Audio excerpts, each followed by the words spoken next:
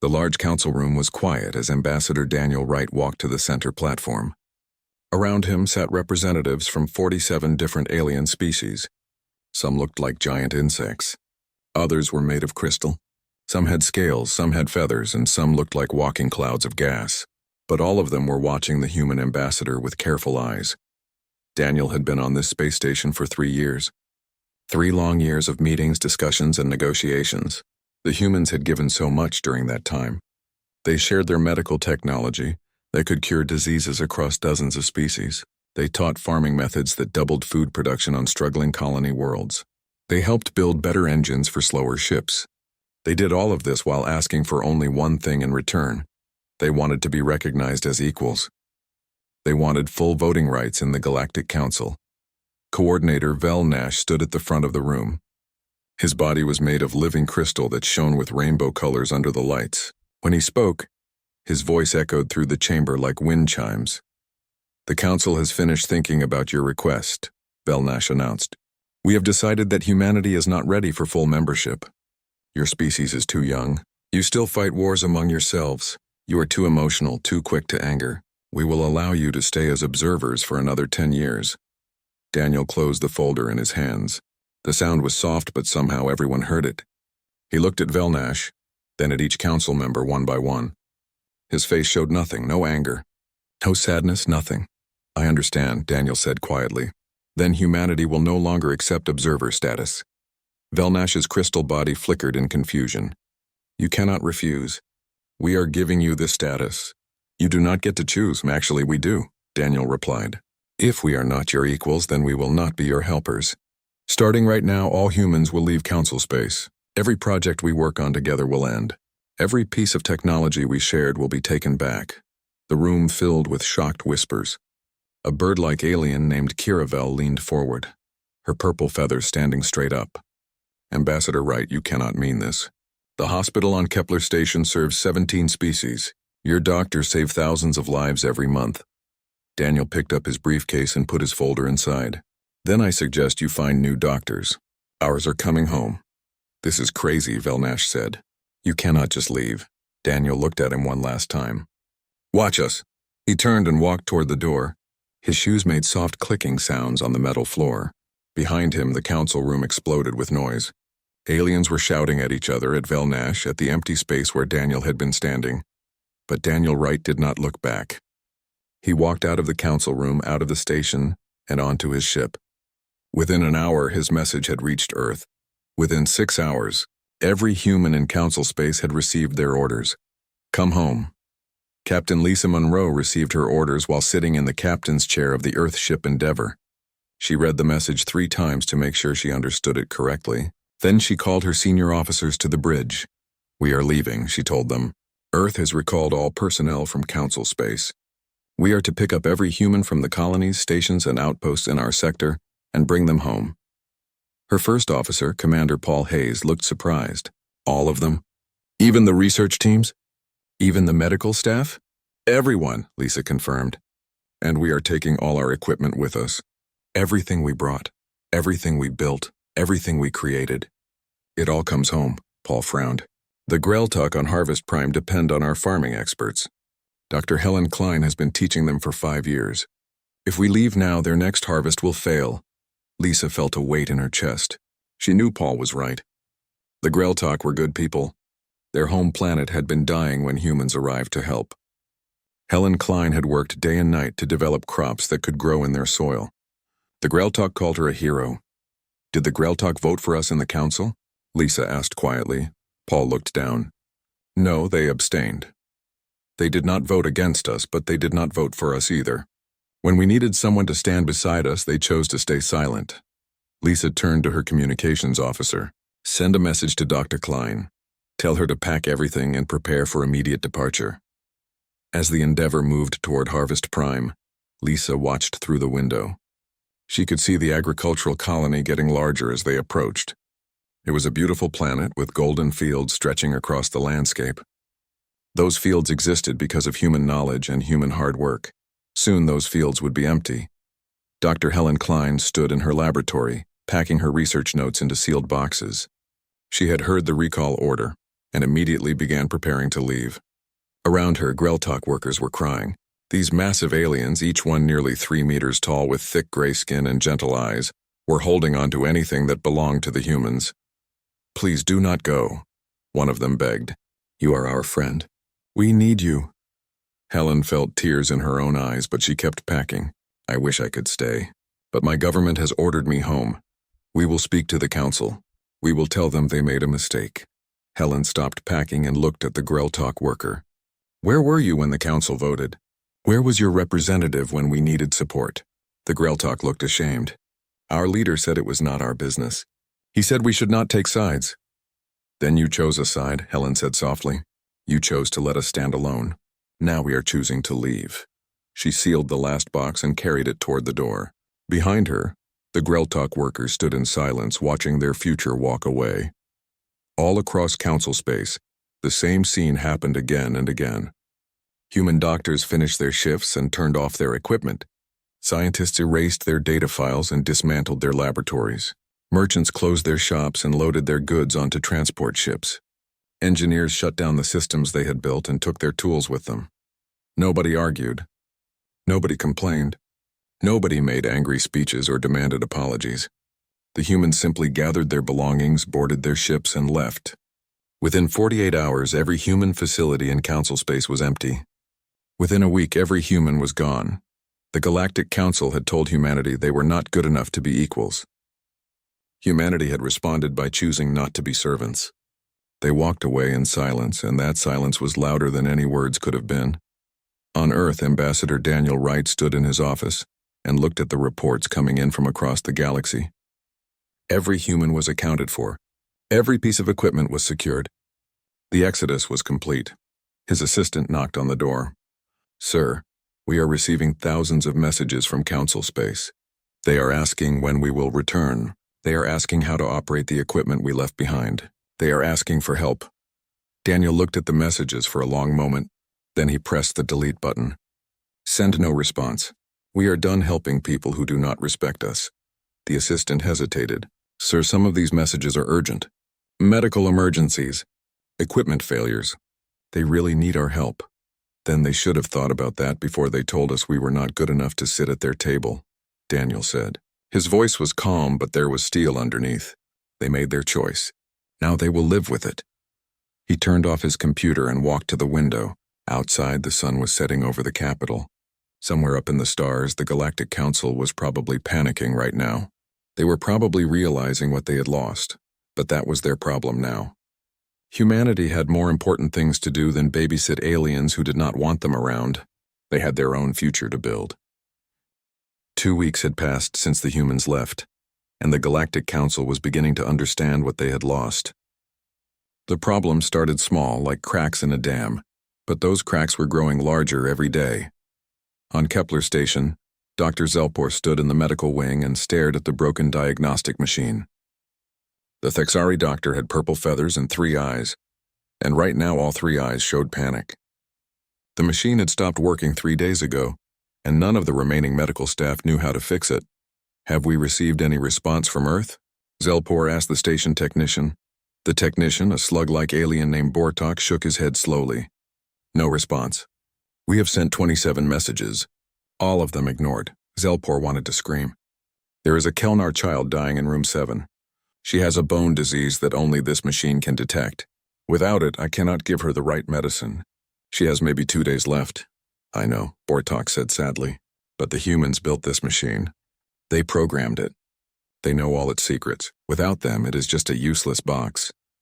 The medical wing had 15 other machines, and 12 of them were human-made. Some were still working, but Zelpor knew they would break down eventually, and when they did, nobody would know how to fix them. The human doctors had maintained everything themselves. They had never shared the technical information because that information was valuable.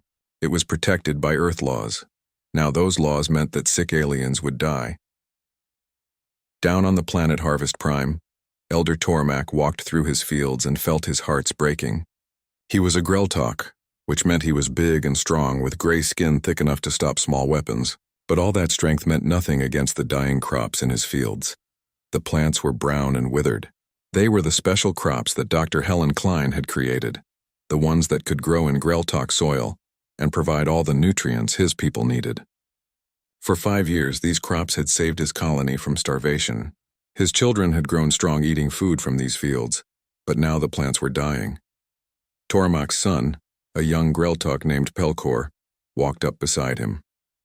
"Father, I checked the seed storage. We cannot plant next season. Why not?" Tormak asked, though he already knew the answer. The human plants do not make good seeds.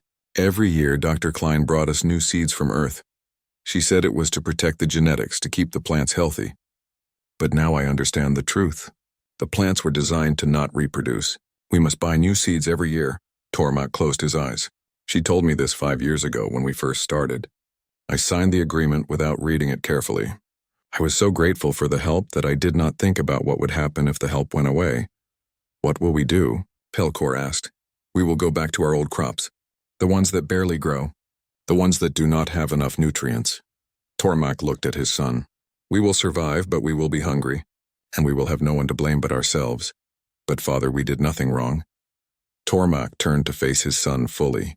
"That is exactly what we did wrong. We did nothing.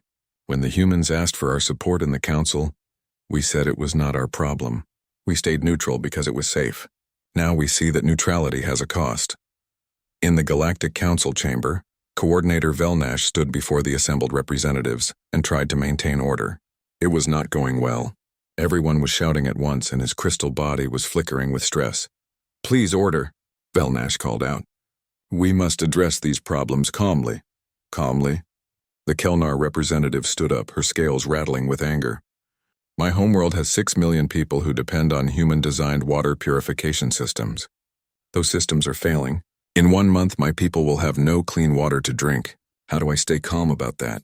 A floating gas cloud being named Shorath spoke in a whistling voice. "The human engineers maintained the gravity generators on 15 stations. Those generators are now running without maintenance. If they fail, thousands will die in the zero gravity." "The humans cannot do this," Velnash insisted.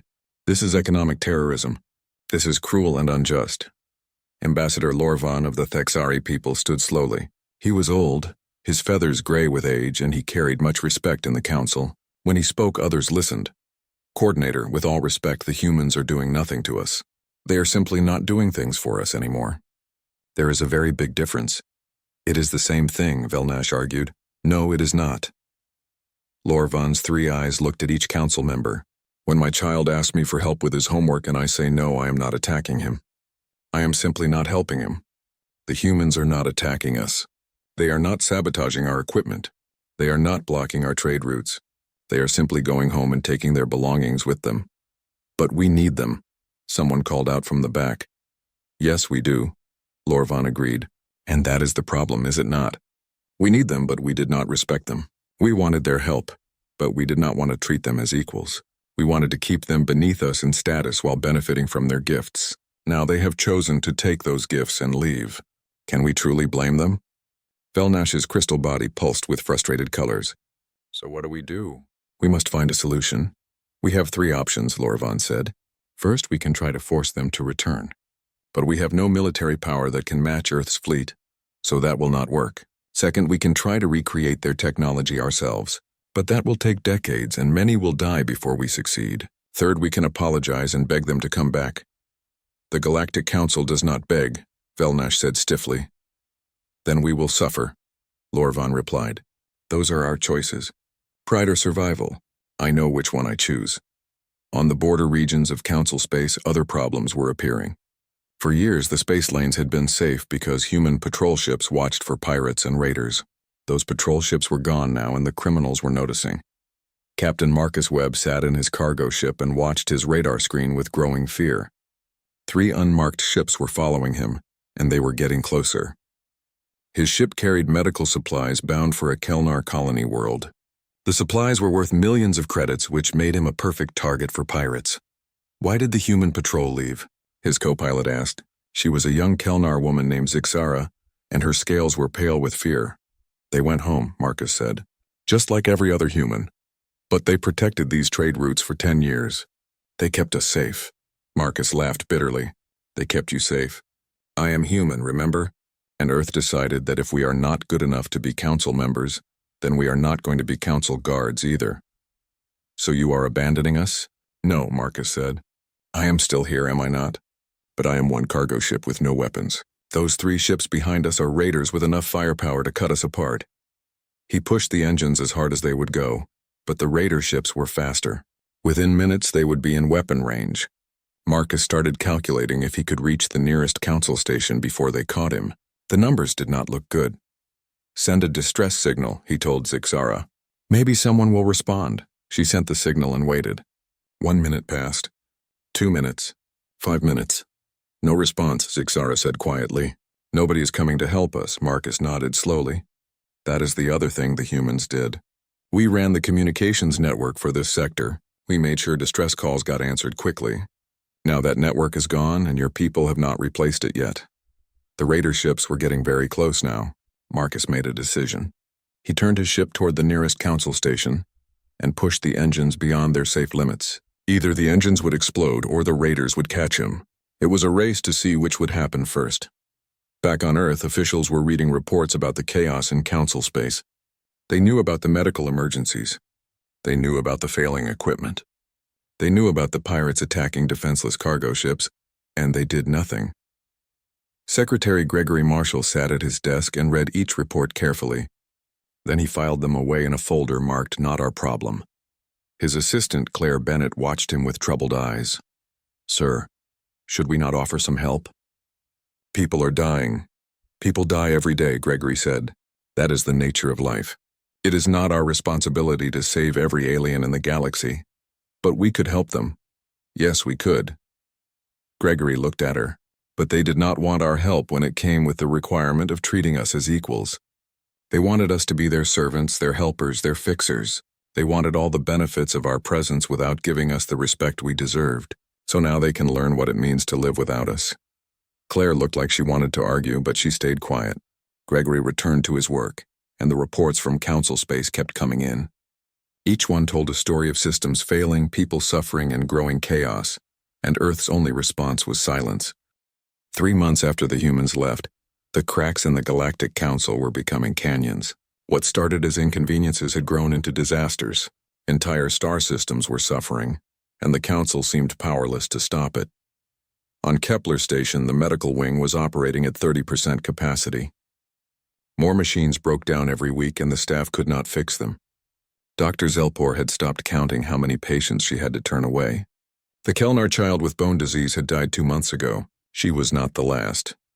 Today, Zelpor stood in front of Station Commander Rocktel and tried to keep her voice calm. We need to close the medical wing completely.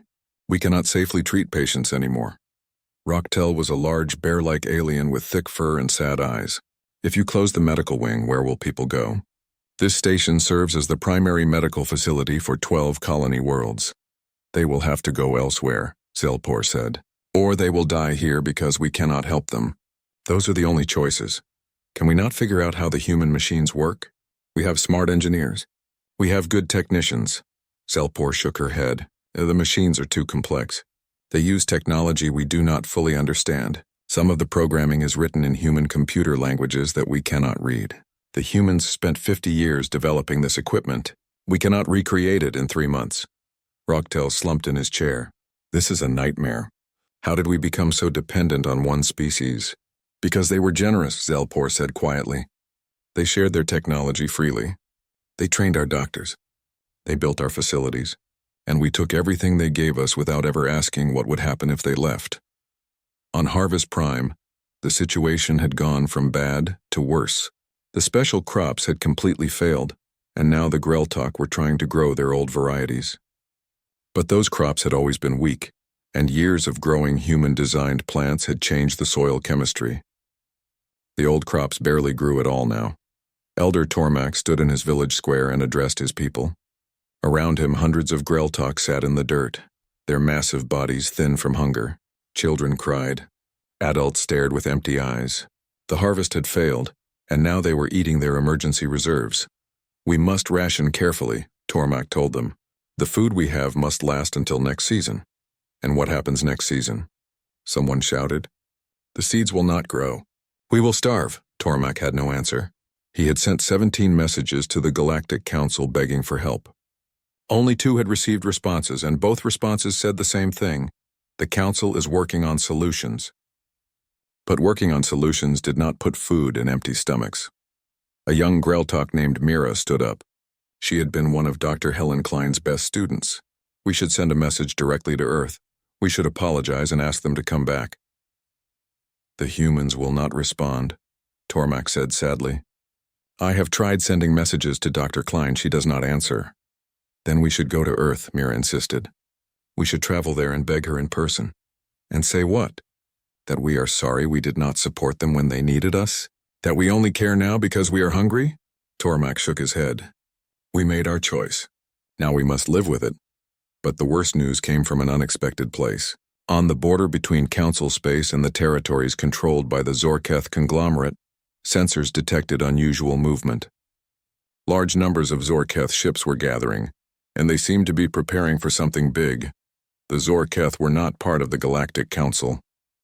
They were an aggressive military power that had fought several wars with the Council over the past century. Those wars had always ended in stalemate, with neither side able to win completely. An uneasy peace had held for the last 20 years, maintained by Council military strength. But that strength had depended heavily on human technology. Admiral Karhex of the Council fleet reviewed the sensor reports and felt cold fear settle into his chest. He was a Mektar, a species that looked like living metal, and fear was not something his people felt often. But these reports terrified him. How many ships? He asked his intelligence officer. At least 200 combat vessels, sir. Possibly more. They are gathering near the Telmari system. Karhex pulled up a star map. Telmari was a human colony world granted to Earth 50 years ago. It was technically in Council space, but humans had settled it and called it home. 10,000 humans lived on Telmari, along with a small number of other species who worked in trade. Why would the Zorketh target Telmari? Karhex wondered aloud. It is not a military base. It has no strategic value. His intelligence officer hesitated before answering. Sir, I believe they are testing us. Telmari is defended by a human-built defense grid. Those weapons were maintained by human engineers. Without maintenance, the grid is operating at less than half strength. And if we cannot defend a human world, the Zorketh will know that our defenses everywhere are weak. Karhex felt sick. We need to reinforce Telmari immediately. With what ships, sir? We have spread our fleet across 20 sectors trying to cover the gaps left by human patrols. We barely have enough ships to guard the core worlds. Karhex stared at the star map for a long time. Finally, he spoke. Send a message to the Galactic Council. Tell them we have a crisis. Tell them the Zorketh are about to attack and we cannot stop them. On Telmari, Governor Susan Blake watched the sky and knew something bad was coming. She had been a colonial administrator for 15 years, and she knew how to read the signs. The defense grid was showing errors. The early warning sensors were malfunctioning, and yesterday, 3 Zorketh scout ships had been detected near the system boundary. Her assistant, Peter Cole, ran into her office without knocking.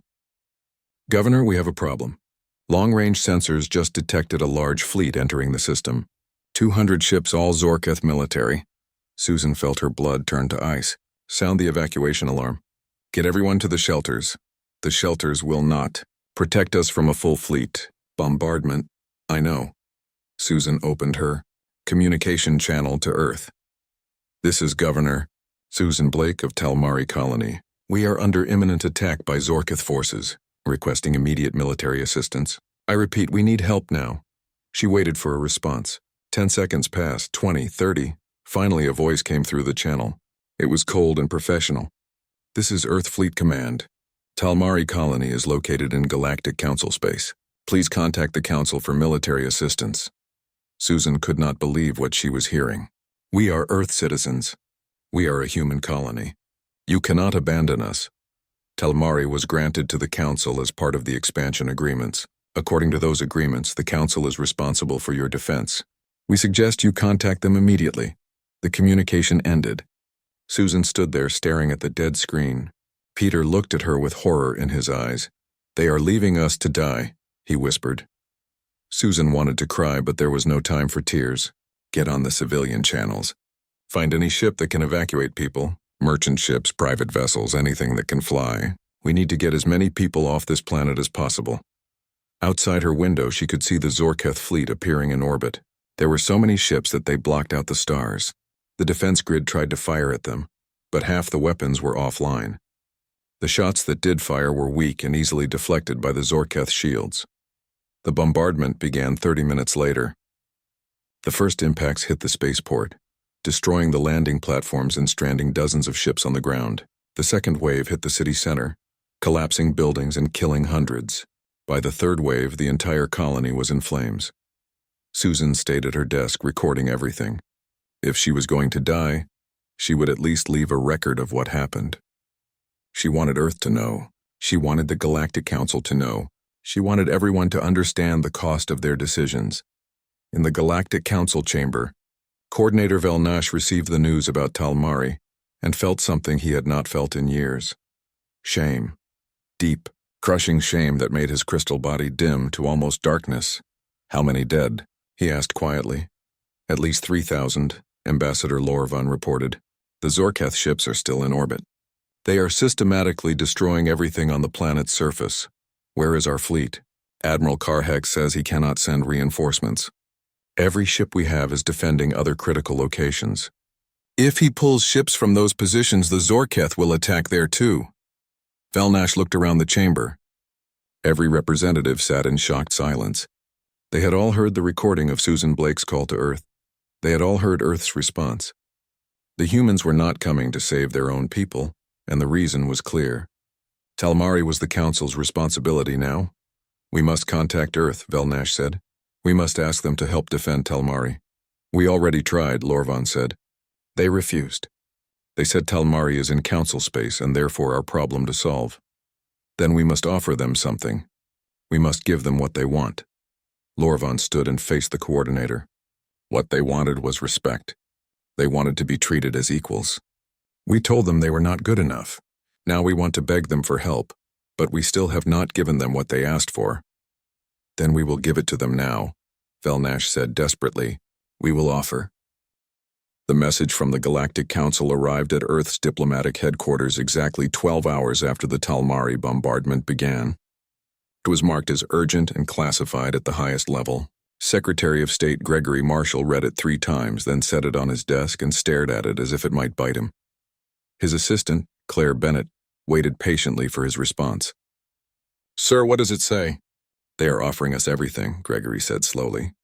"Full council membership with immediate voting rights, seats on the Security Directorate, trade preferences, technology sharing agreements, access to their historical archives, everything we asked for 3 months ago.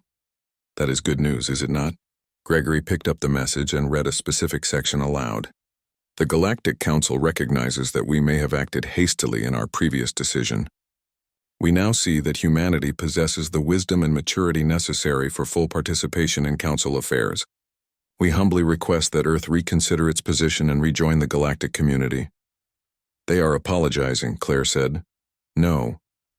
Gregory dropped the message back on his desk. "They are lying. 3 months ago we were too immature and violent. Now suddenly we are wise and mature?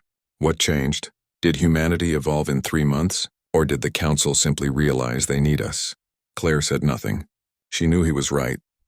"They do not respect us," Gregory continued. "They need us. There is a very big difference. They need our doctors because their patients are dying. They need our engineers because their machines are breaking. They need our military because the Zorketh are attacking. But the moment their crisis ends, the moment they do not need us anymore, what happens then? Do we go back to being too immature? Too violent? What will you tell them?" Claire asked. Gregory stood and walked to the window. Outside, he could see the Washington Monument standing tall against the blue sky. "I will tell them the truth. I will tell them that we appreciate their offer, but we must decline." Claire's eyes went wide. "Sir, people are dying on Talmari right now. If we refuse, the Council cannot defend them. Governor Blake and 10,000 humans will die. And whose fault is that?" Gregory turned to face her. "Who decided that Talmari was in Council space? Who signed the agreement that made the Council responsible for defending that colony? We did. We trusted the Council to protect our people, and they failed. But that failure is a lesson we needed to learn. So we let them die to make a point? No." Gregory's voice was hard. We let them die because we cannot be everywhere protecting everyone all the time. We tried that. We spent decades being the council's guards, their doctors, their engineers, their farmers. We gave and gave and gave, and what did we get in return? We got told we were not good enough. We got treated like useful servants instead of respected equals. He walked back to his desk and began writing a response to the council. Send a fleet to Telmari. Evacuate every human who wants to leave. But we are not returning to council space, and we are not accepting their membership offer. Sir, the president will want to review this decision. The president already has. We discussed it this morning. She agrees with me. Gregory finished writing and handed the message to Claire. Send this to the Galactic Council. Claire read it and went pale. Sir, this is very harsh. It is honest, Gregory corrected. Sometimes honesty is harsh. The message reached the Galactic Council 6 hours later. Coordinator Vel Nash read it aloud to the assembled representatives, his crystal body flickering with barely controlled emotion. Humanity thanks the Galactic Council for their generous offer of membership. However, after careful consideration, we must respectfully decline. The Council determined 3 months ago that our species is too volatile and immature for the responsibility of galactic governance. We have concluded that the Council's assessment was correct. We are indeed too immature to participate in Council affairs. Therefore, we will focus our efforts on our own development and our own space. We wish the Council well in their future endeavors. Silence filled the chamber. It was not the comfortable silence of contemplation, but the heavy silence of defeat. Everyone understood what the message really meant. The humans were refusing because the Council had insulted them. They were using the Council's own words as a weapon. Ambassador Lorvan finally spoke. We have made a terrible mistake. We believed that because the humans needed us, they would always come back. We did not understand that need and respect are different things. We gave them one and withheld the other. This is pride, Velnash said bitterly. They are letting their pride kill their own people. No, Lorvan replied firmly. This is consequences. We told them they were not good enough. They believed us and left. Now we are begging them to come back, but only because we need them, not because we respect them. They see through our lies, and they are refusing to play this game anymore. The Kelnar representative stood, her scales shaking with anger. So what do? We cannot defend ourselves without human help. The Zorketh are going to conquer us piece by piece. Then we fight, Lorvan said. We adapt, we learn. We rediscover the skills we forgot because human expertise was easier than our own effort. It will take time. Many will suffer, but perhaps that is what we deserve. On Talmari, Governor Susan Blake watched through her office window as human ships appeared in orbit. They were military vessels, heavily armed and powerful. For a moment she felt hope rising in her chest. Earth had come to save them. But then the ships opened fire, not at the Zorketh fleet, but at the Zorketh ground forces. They were covering the evacuation, not engaging in a full battle. Civilian shuttles began landing at the few remaining intact landing zones, loading refugees as quickly as possible. Peter Cole ran into her office. Governor, the Earth ships are evacuating civilians. They are calling for all humans to board the shuttles immediately. Susan nodded slowly. Tell everyone to get to the landing zones. Take only what they can carry. What about the aliens? The Mektar traders? The Thexari merchants? They are asking if the humans will evacuate them too. Susan closed her eyes. She knew what the answer would be, but she asked anyway. She opened a channel to the lead Earth ship. This is Governor Blake. We have approximately 200 non-human residents requesting evacuation. Can you accommodate them? The response came back quickly. Negative, Governor. We have orders to evacuate human citizens only. Council citizens should contact Council authorities for assistance. The Council cannot get here in time. These people will die. That is unfortunate, but not our responsibility. Please proceed to the evacuation point immediately. Susan wanted to argue, but she knew it would do no good. She turned to Peter. Tell them we cannot take them. Tell them to hide and hope the Zorketh leave them alive. The evacuation took 6 hours. The Earthships held off the Zorketh forces with precise, devastating fire, but they never fully engaged the enemy fleet. They were there to evacuate, not to fight. As soon as the last human was aboard, the ships withdrew, leaving Talmari to burn. Susan sat in the refugee transport and stared out the window at the dying planet. She had lived there for 10 years. She had built a home, raised a community, created something beautiful. Now it was ash and rubble. A young girl, maybe 8 years old, sat next to her. Why did they not save everyone? The girl asked. Why just us? Susan did not have a good answer. Because the council is supposed to save the others. That was the agreement, but the council did not come. No, Susan agreed quietly. They did not. Back on Earth, news of the Telmari evacuation spread quickly. Many people were angry that Earth had not fought to save the planet. Many more were angry that non-humans had been left behind, but the government's position was clear. Earth was no longer responsible for council space, and that included defending it. Gregory Marshall gave a press conference to explain the decision. He stood before cameras and reporters, his face calm but tired. 3 months ago, the Galactic Council told us we were not mature enough to be their equals. We accepted that judgment and withdrew from council space. Today, they asked us to return and save them from a threat they cannot handle alone. We declined because we still believe we are not mature enough for that responsibility. A reporter shouted a question. But sir, people died because of that decision.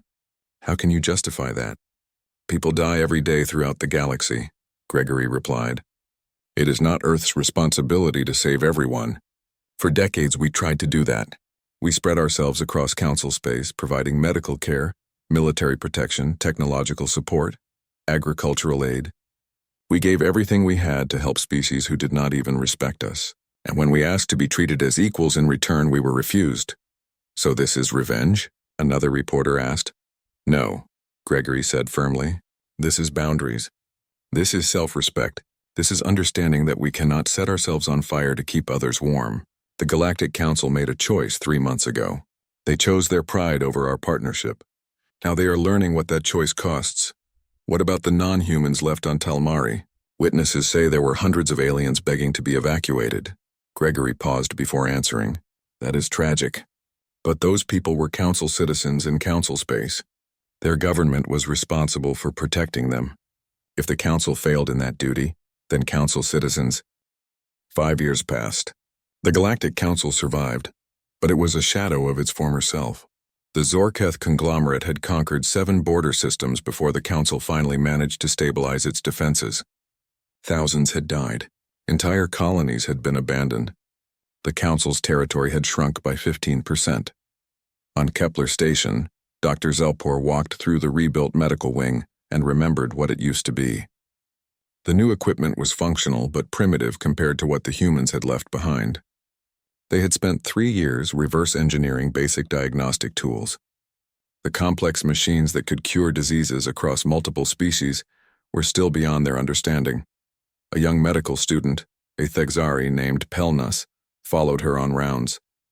Doctor, is it true that the old medical wing could diagnose any disease in minutes? Yes, Zelpor said. The human machines were remarkable. A patient would step into the scanner and within minutes we would know exactly what was wrong. We could detect cancers the size of a single cell. We could identify genetic disorders before symptoms appeared. We could cure diseases that are untreatable today. Why did we not learn how they worked before the humans left? Zelpor smiled sadly. Because we were arrogant. We thought the humans would always be here. We thought they needed us more than we needed them. We were wrong. On Harvest Prime, the Greltok had survived the famine, but barely.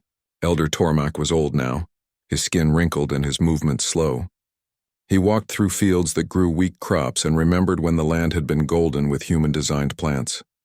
His granddaughter, Mira, walked beside him. She had traveled to Earth once 3 years ago to apologize to Dr. Helen Klein in person.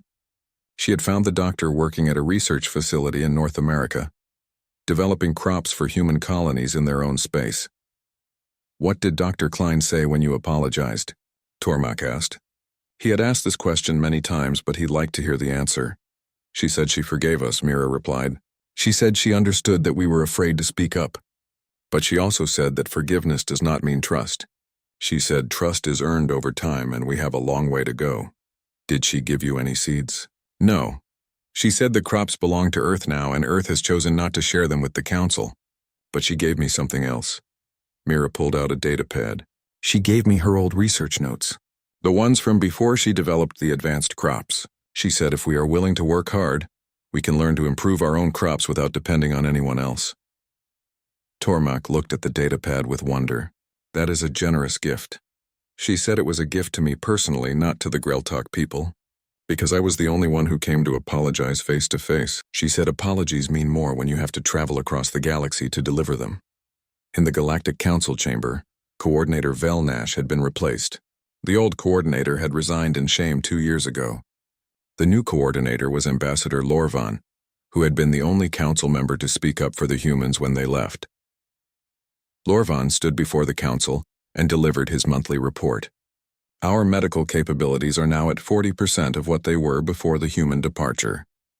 Our agricultural output is at 60%. Our military strength is at 70%. We are improving, but progress is slow. How long until we recover fully? Someone asked. Another 10 to 15 years, Lorvan replied. Possibly longer. We are essentially relearning technologies that we allowed ourselves to forget. It is a humbling experience. Have there been any communications from Earth? None directly to the Council. However, individual humans have maintained contact with individual aliens who treated them well. We know, for example, that Dr. Klein still exchanges messages with a Greltok farmer named Mira. We know that several human merchants still trade with Thexari companies who paid fair prices. The humans have not abandoned everyone, just those who took them for granted. Should we try again to contact Earth officially? The Kelnar representative asked. Perhaps enough time has passed. Lorvan considered this carefully. We could try, but I do not recommend it. Not yet. Earth has made its position clear. They will engage with us when they choose on their terms. Any attempt to pressure them will only confirm their belief that we only want them for what they can give us. Far from Council space, in a region of stars that the Council had never explored, humanity was thriving. They had built new colonies on worlds of their own choosing. They had developed new technologies without having to share them.